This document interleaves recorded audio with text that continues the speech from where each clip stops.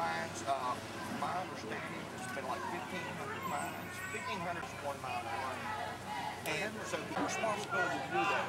And the workers of America deserve the right to go to work in a place that's safe. You know, you deserve to go home the way you went in every day. And that's what we want. We want all of them to be able to go to jail. Put down the jail! Put down the jail! Put down the jail! Put down the jail! Yes, there was a explosion. Put down the jail! Put down the jail! Put down the jail! About these issues. He said, now I'll tell you what I was with communication workers in America. But that's what happened at the coal mines in Virginia. 29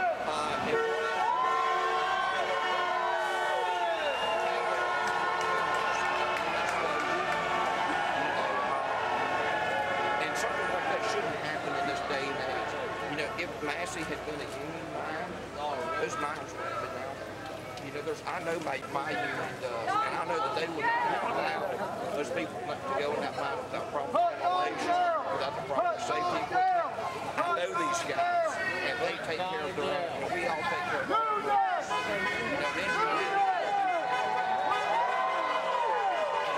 Yes, my name is Dean Luger. I'm with the Communication Workers for America out of Virginia. Tell me why you're here. We're here today to let Don know that he has operated his mine in an unsafe manner and has caused the death of 52 people in the last 10 years, 29 within the last month. You know, the analogy is that if I operate my car and it has no brakes and I invite 5 people to go for a ride and we have a wreck, I'm responsible. Don also is responsible for knowingly operating this mine in an unsafe condition. He is the one that has allowed this to happen, and he should be held accountable for that.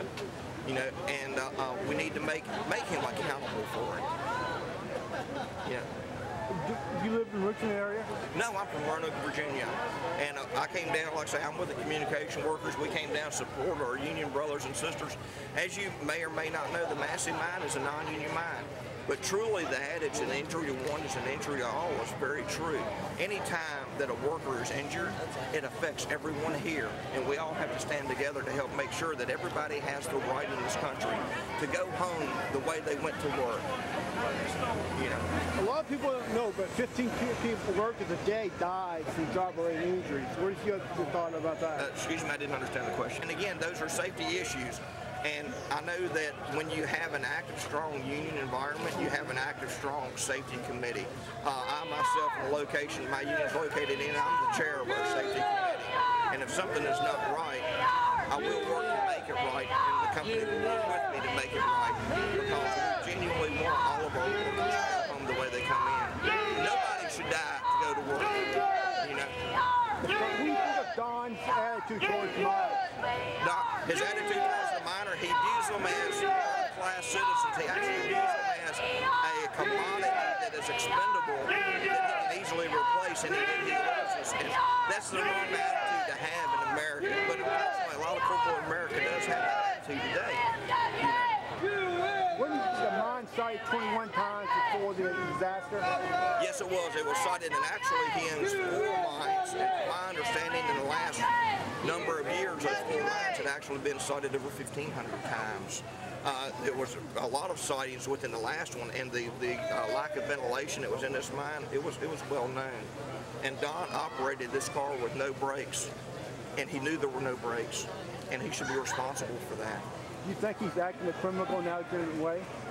I know that if I were to invite you to go in my car and it had no brakes, I would be accused of acting criminally negligent. I'm not a lawyer. I can't say if he is or not in that instance. He's a murderer. He knew about it. That's first-degree murder. But I will say that I know that I would be held responsible.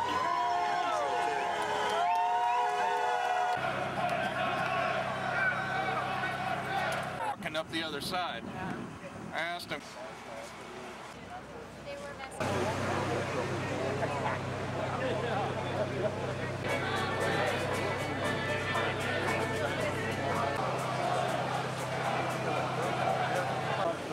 Massey, stop, blood money!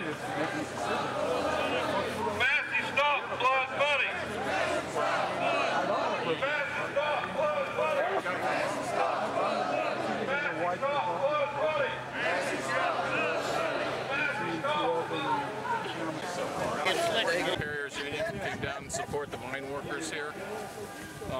we were taking a picture of this building here. A security guard came over and threatened you, said, don't take any pictures of this building. Now, Blankenship can kill 52 mine workers, but you can't film this building. What is wrong with that picture? That's wrong. It's called plain view law. On the plain sight, I can see this in So it's another example of them violating the law. Correct. The Constitution of the United States. All right, thank you much.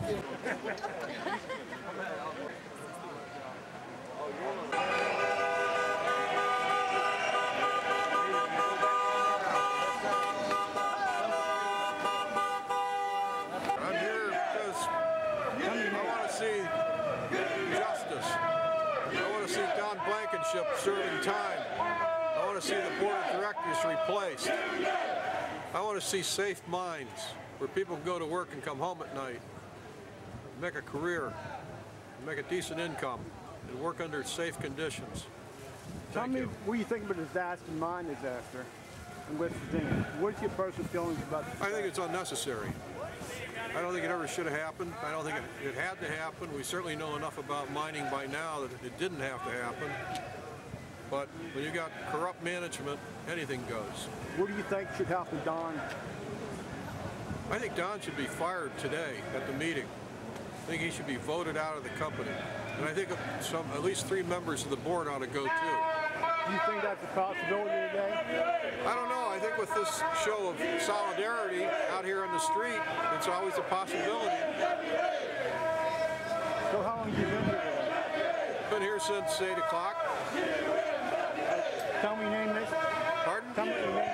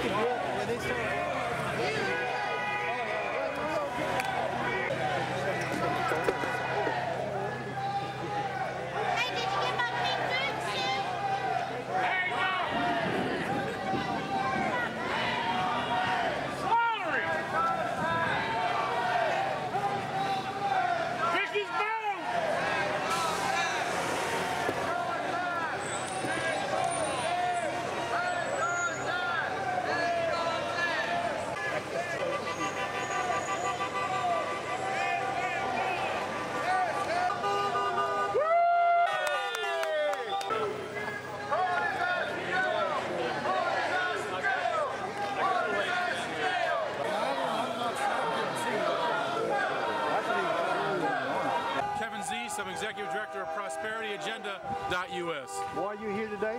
Here today to try to put pressure on to see Massey executives held responsible personally, and that means criminal prosecution. Already Massey has paid a $4.2 million fine for previous deaths of miners. That's the largest criminal and civil fine in coal history, and that didn't stop them. And so I think more is needed, and I think that more is going to be personal responsibility and criminal prosecution. So we're pushing criminal prosecution of executives at Massey. What's the likelihood of that happening? It depends on how people react. We need to have people both inside the corporation and outside putting pressure on. We're working with a group that started this website, prosecutemassey.org, and that's going to be collecting signatures. That's going to be collecting signatures of people who want to see Massey executives prosecuted. That'll be sent to the state prosecutor. One of the groups I'm working with is StopTheChamber.com, and we put out a $50,000 reward for information leading to conviction of Massey executives. I think that kind of action helps. And I think people can make a difference, and we've got to start to stand up and not let these corporate bullies push us around and let them kill people for their profits. Is it changing mindset in Congress now, you think? I think that's definitely a factor, changing the mindset in Congress, and that gets done by people being organized and persistent. You know, right now the money is organized and persistent, and that means the corporate money. No doubt Massey directly and through the Chamber of Commerce are having a big influence on Congress, but people have the power to elect and unelect people. And we are the majority, and we've got to start acting like the majority. And when we start doing that, then we'll get what we want out of this country. Is the Obama Justice Department looking into Massey? Yes, there's reports that the FBI and the Department of Justice are doing